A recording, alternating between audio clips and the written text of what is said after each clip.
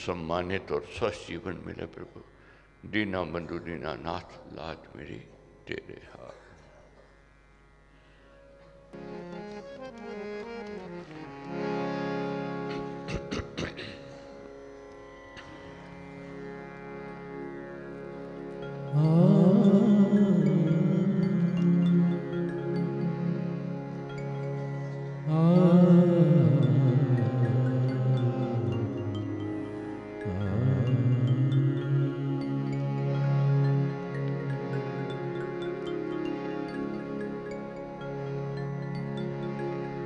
सतगुरु मोहना बिसारियो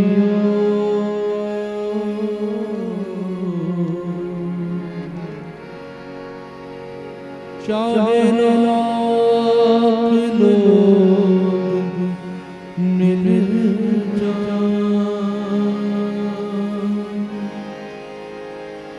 तुमको बहुत है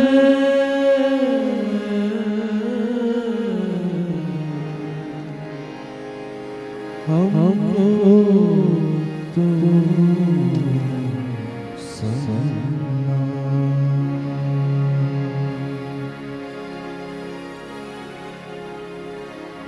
सतगुरु तेरे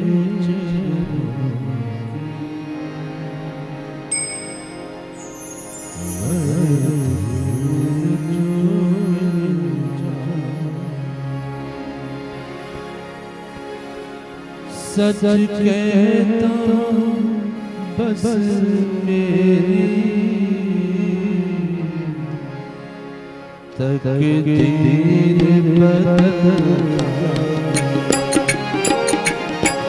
सतगुरु तेरे चरणों की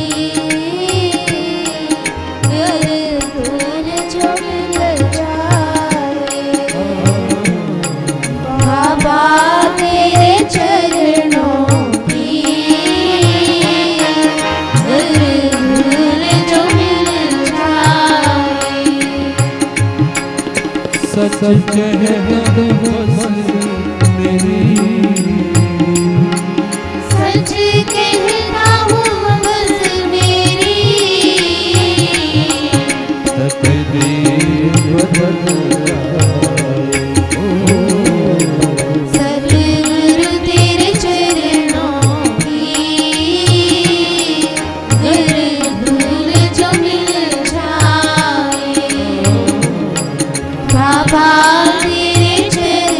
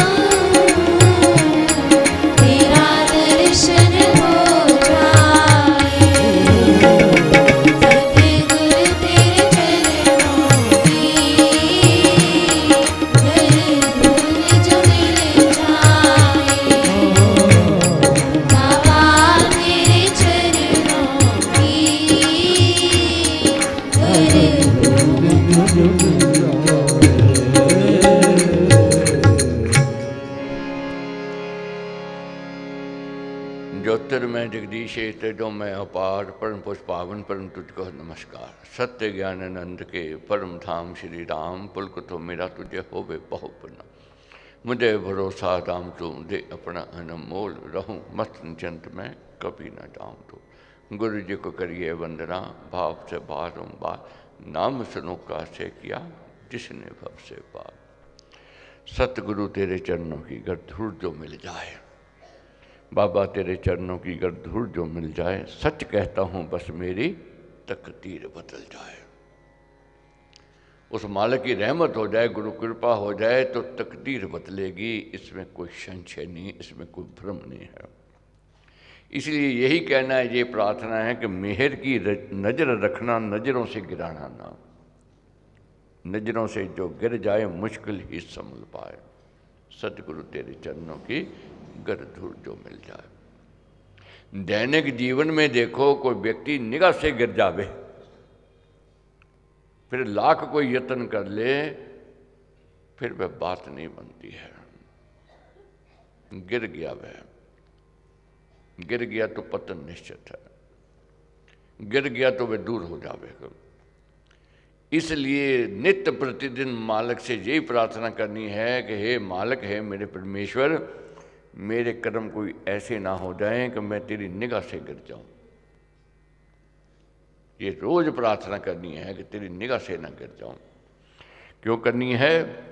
अगर निगाह से गिर गए तो उसकी कृपा के पात्र नहीं बनेंगे, उससे दूरी हो जाएगा, निगाह मिला नहीं पाएंगे, खुद से संकोच हो जाएगा।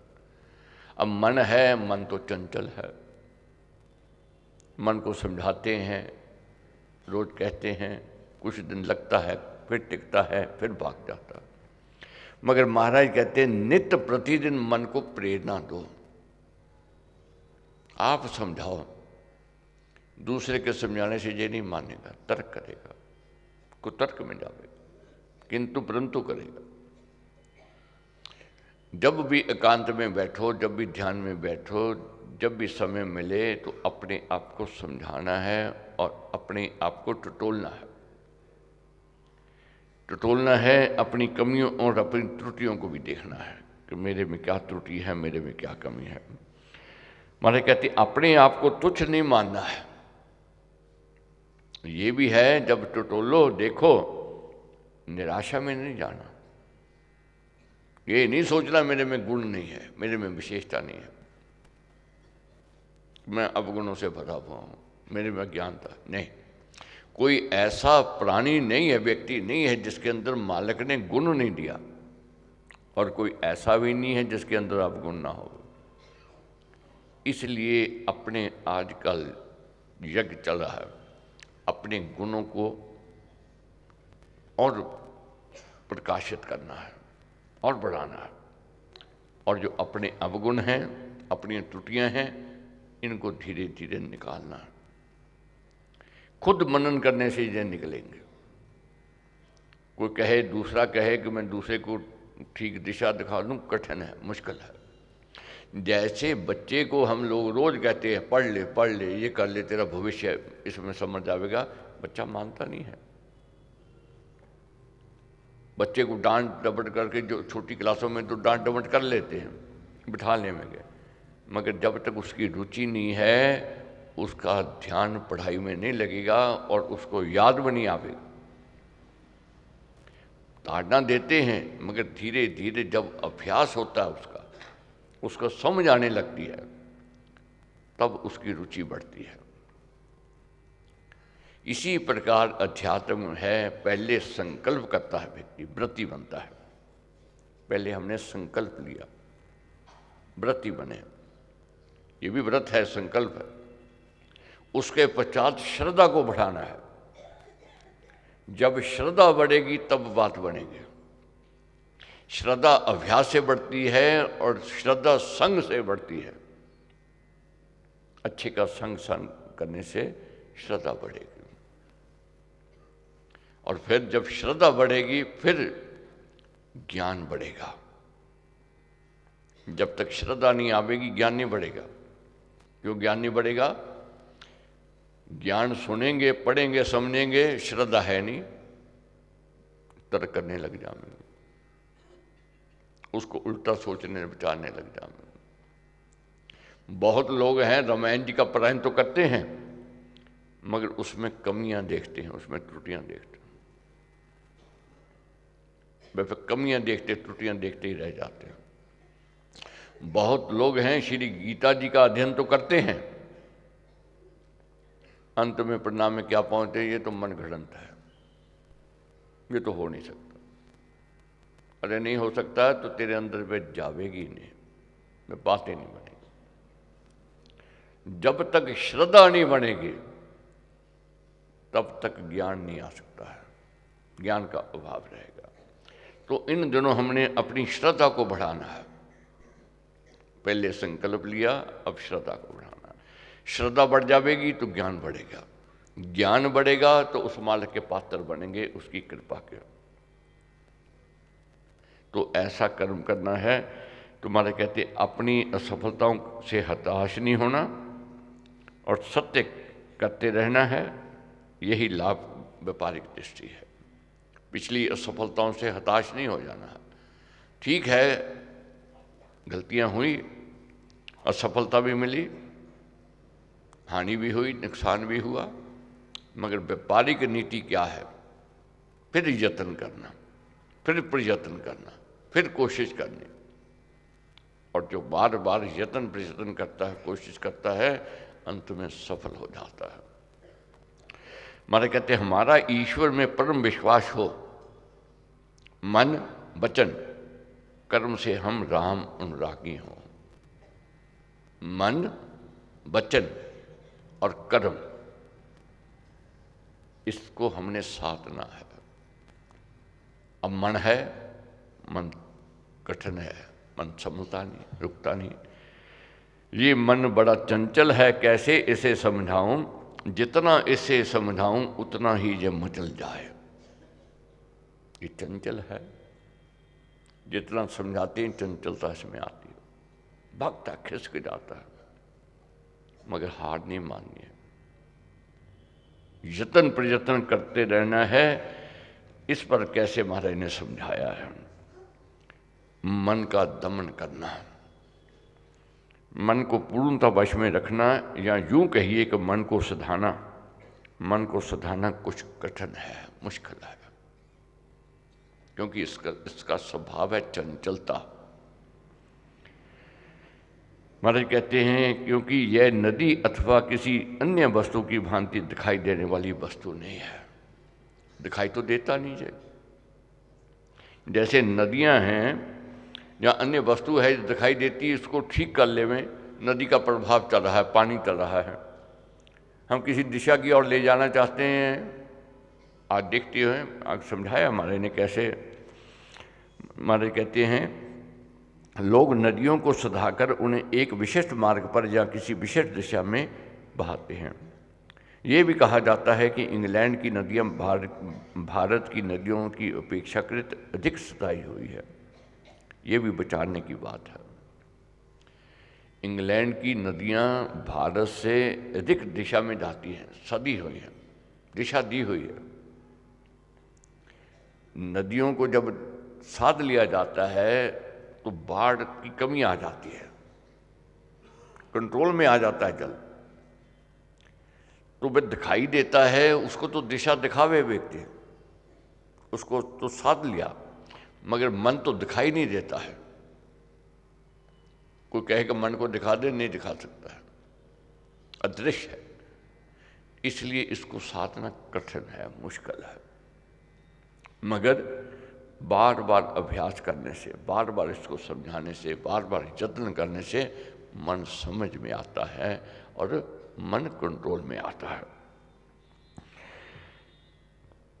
इसी प्रकार महाराज कहते हैं बाजू है, बाजू की दिशा को प्रवाह किया जाता है, परंतु पूर्णतः इसको रोक लेना संभव नहीं है। बाजू को दिशा तो दिखा देते हैं और जिस दिशा की ओर ले, जैसे पंखे लगा दिए दिशा की ओर ले गए, मगर कोई कहे कि मैं बाजू को रोक लूँ, मुश्किल है, कठिन है, नहीं हो सकता है। और ज़रूरत तो नहीं है, कहते उसको रोकने की ज़रूरत भी नहीं है। अब मन को वश में करना है, इससे कैसे मन टिकेगा, कैसे इसको साधना। सबसे पहली बात है हमारे कहते हैं किसी न किसी काम में इसको मन को लगाओ। इसको खाली ना बैठने दो, खाली मन शैतान हो जाएगा। बेकार लड़का जो होता है वे शैतानी करता है। बेकार लड़का जो होवेगा उसके अंदर कोई ना कोई फुरने आते रहेंगे, बुरे विचार आते रहेंगे। इसी प्रकार बेकार व्यक्ति जो है खाली बैठा है उसके मन में तरह तरह के फुरने विचार नेगेटिव ही आवेंगे, पॉजिटिव नहीं आवेंगे, अच्छे विचार नहीं आवेंगे, बुराई की ओर जाएगा। इसलिए मन को खाली नहीं बैठने देना। हमारे कहते हैं यदि कोई व्यक्ति काम में जुटा हो उसे किसी चंचल विचार नहीं आवेगा। एक बेकार लड़का अवश्य ही कोई ना कोई दुष्ट कर्म करने लगेगा। इसलिए किसी न किसी ने कहा है बेकार समय कुछ न कुछ किया कर, और कुछ काम नहीं है तो कपड़े फाड़ कर फिर सिया कर, बस सस्ता रहेगा। कपड़े कोई काम नहीं, कोई कहते हैं ना मेरे पास तो कोई काम नहीं है इसलिए मैं बैठा था सोच रहा था। अरे ये सोच रहा था इससे तो बेहतर ये है कपड़े फाड़ ले फिर सी ले, बस सस्ता है। अगर तेरे मन में गलत विचार आ गए ये तेरे को बर्बादी की ओर ले जाएंगे, इसलिए इससे बचना है। अपने आप को किसी न किसी काम में लगाए रखना है, तब मन टिकेगा, नहीं मन में बुरे विचार आएंगे। और दूसरी बात, दिन के सब कार्यों का समय नियत होना चाहिए। अगर टाइम टेबल नहीं बनेगा मन नचावेगा, मन कुसंग में ले जावेगा, मन बुरी जगह ले जावेगा। अगर टाइम टेबल बन गया व्यक्ति का, मैंने आज दिन में ये करना है, फिर मन उसमें सत जाता है। अब समय है, पता है सुबह दुकान पे जाना है, फैक्ट्री में जाना है, मन को समझ है, मन को पता है। अगर मन को ये खुला छोड़ दे कोई बात नहीं, जब चले जाएंगे, जब मर्जी चले जाएंगे। मन पहले कहेगा चल कुसंग में चल, मन कहेगा पहले पिक्चर चल, पहले सैर सपाटा कर ले, मन गलत जगह ले जाएगा, या फिर निंदा चुगली में ले जाएगा, बाद में ले जाएगा। अगर टाइम टेबल बता हुआ है कि मैंने 9 बजे जाना है, 10 बजे जाना है, तो मन का ध्यान घड़ी में रहेगा, मन बार बार इस चिंतन में रहेगा कि मैंने अपने समय पर ड्यूटी पर जाना है। ये टाइम टेबल की बदौलत है। और उसी प्रकार दोपहर का भोजन है, सायंकाल की चाय है, या रात्रि का भोजन है, अगर टाइम टेबल बना हुआ है समय पर भूख लगेगी। बहुत है टाइम टेबल नहीं है, जब देखेंगे खा लेंगे, और जब खाते रहेंगे और फिर उनको वह भूख नहीं लगती है। यही कहेंगे ये उलाना देंगे भूख नहीं लगती है। जब हर समय खा रहे हो तो भूख क्या लगेगी, जब टाइम टेबल नहीं है तो भूख क्या लगेगी। और इसी प्रकार निंद्रा है, नींद है, इसके लिए भी टाइम टेबल जरूरी है। अगर मन को पता है कि मैंने 10 बजे सोना है, नींद आनी आरंभ हो जाएगी। अगर मन में ये सोचा कोई बात नहीं टेलीविजन देखते रहें, बैठे हैं, नींद आ जाएगी, नहीं नींद आवेगी, नींद नहीं आवेगी। और इसको क्या है, समय बंद गया तो लाइट बंद कर दो, बिस्तर पर सो जाओ, लेट जाओ। नींद नहीं भी आ रही है, धीरे धीरे आनी आरंभ हो जाएगी। नींद की क्या स्थिति है, जब ये सोचने लग जाए कि मेरे को नींद नहीं आती, नींद नहीं आती, नींद नहीं आवेगी, नहीं आवेगी। नींद को ये कह देवे, बिस्तर पर लेट जावे, नाम का सिमरन कर ले, कभी मैं तो अब सिमरन करूंगा, ध्यान करूंगा, अब देखते देखते नींद निंद्रा की ओर चले जाए। टाइम टेबल बंद जावे तो समय पर नींद भी आवेगी और समय पर सुबह उठना भी आरंभ कर देगा, मन सद जाता है। इसको खुला मत छोड़ो। यहाँ तक विद्यार्थी की ओर देखते हैं, बच्चों की ओर देखते हैं, उनका भी टाइम टेबल बनाया हुआ है। ये पीरियड जी पढ़ना है, इतिहास का है, इंग्लिश का है, मैथ का है, हिंदी का है, पंजाबी का है, साइंस का है, वो टाइम टेबल बना हुआ है। और इसी प्रकार बच्चे जो घर में आकर टाइम टेबल बना लेते हैं, इतने बजे मैंने पढ़ना है, आज मैंने इंग्लिश का करना है, जहाँ इतिहास का करना है, जहाँ साइंस का करना है, वह उसी प्रकार मन उसमें लग जाएगा। अगर टाइम टेबल नहीं लगाया बनाया तो मन पढ़ाई में नहीं जाएगा, नहीं बैठेगा, मन कुसंग में जाएगा। इसी प्रकार जब भी कारोबार में हो वो अपने आप को व्यवस्थित ही रखना है, खाली नहीं रखना है। घर में हो वो खाली नहीं रखना है, खाली मन शैतान का है। जिसके सम्मुख कार्यक्रम होता है उसके मन को उसकी आदत पड़ जाती है। जिसके सम्मुख कार्यक्रम होता है, अब पता है मैंने ये रोटी पकानी है, समय है भोजन बनाने का, घर का काम करने का, मन उसमें लग जाएगा। अगर टाइम टेबल नहीं बनाया आपने तो मन वहाँ जाएगा नहीं, वहाँ से भागेगा। तो उसको नियत समय पर भूख लगेगी व्यक्ति को जिसने टाइम टेबल बना लिया है, तथा नियत समय पर नींद आएगी। इससे दुष्टता के द्वारा मन पर काबू पाए जाने की संभावना नहीं होती है। दुष्ट विचार फिर मन पर हावी नहीं होते हैं जो टाइम टेबल बना लेता है। तीसरी बात महाराज कहते हैं, अपने मन के विषय में ये निश्चय करो कि ये मेरी वस्तु है और ये विश्वास होना चाहिए कि ये मेरे नीचे है और मैं इसका मालिक हूं। आज स्थिति हमारी क्या है, हम मन के नीचे हैं, हम मन के नौकर हैं। मन हमें नचा रहा है, मन हमें आदेश देता है तू ये कर, मन हुक्म करता है कि तूने वहां जाना है। हम मन को नहीं कहते, मगर महाराज कहते हैं ये कहो अपने आप को, अपने आप में ये मनोबल बढ़ाओ कि मन मेरा है और मन मेरे अधीन है और मैं मन का मालिक हूं। जैसे ही मैं मन को कहूंगा उसको करना पड़ेगा, तब मन अपने कंट्रोल में आएगा। आज स्थिति क्या है, जो मन हमें कहता है हम वो करते हैं, तभी पतन हो रहा है, तभी गिर रहा है, तभी निराशा उदासीनता में जाते हैं। मन तो रिझने वाला नहीं है, मन प्रसन्न रहने वाला नहीं है, मन तो रसिया है, मन तो चंचल है।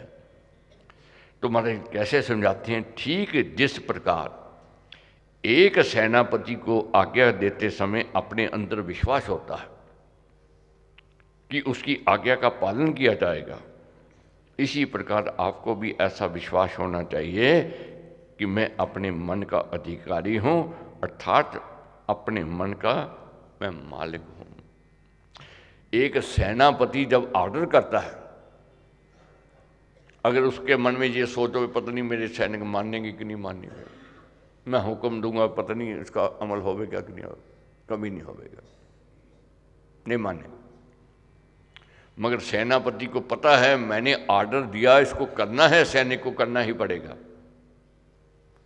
और वहां हुक्म काम भी करता है, सैनिक कंट्रोल में रहते हैं। कहाँ आउट ऑफ कंट्रोल होते हैं, जब अधमने मन से कार्य किया जाता है, अपने पर विश्वास नहीं होता है, भरोसा नहीं होता है। सेनापति को विश्वास होता है, भरोसा होता है कि मैं कह दूं फायर तो वे फायर करेगा, मैं कह दूं कूद जाओ आगे में कूदेगा। उनको सेनापति को इतना कंट्रोल अपने आप में और अपने सैनिकों पर होता है। इसी प्रकार अपने मन पर कंट्रोल करना है, तो मैंने जो कह दिया इसको करना ही करना है और करना ही पड़ेगा, तब मन सदेगा, मन कंट्रोल में आएगा। नहीं तो मन चंचल है, मन कुसंग की ओर भागता है, मन निंदा चुगली की ओर जाता है। और मन को साधना है तो साधने से ये सदता है, इसको संग में लेकर के जाओ। निर्गुण का संग ना करो भले मरो जगवीच, कपड़ा तो मैला भरा बिना डुबोया खींच। निर्गुण का संग नहीं करना है, तो इसके लिए सत्संगति है। जाइए शुभ सत्संग में, करिए निर्मल अंग, श्रद्धा भक्ति कर्म की मन में लाए उमंग। सत्संग में जाने से उमंग पैदा होती है मन में कि मैंने कुछ बनना है और मैंने कुछ करना है।